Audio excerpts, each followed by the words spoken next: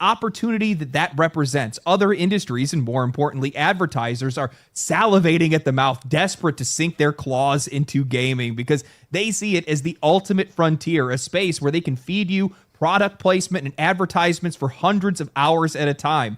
Who needs... And you used to have these video games back in the 90s that was like Chester the Cheetah skateboarding Super Nintendo game, and it was cool. You used to have a game where it was like, it's a Pepsi video game, and you drive around collecting Pepsis. But now we get this garbage. Instead, just live inside of an ad.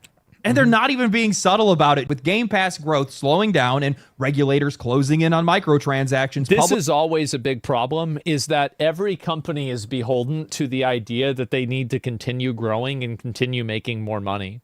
So the problem is that there are two ways to make more money. You either find more customers or you increase the price of the product. Eventually, you will hit a market saturation point. Are now pivoting towards advertising as their new cash flows. It's the off-ramp. That's where they're headed now, away from creativity, away from quality, straight towards a world where the goal isn't to make better games. It's to make you stay long enough to be able to sell you something else. Better products, make better games, make something that grabs people's attention.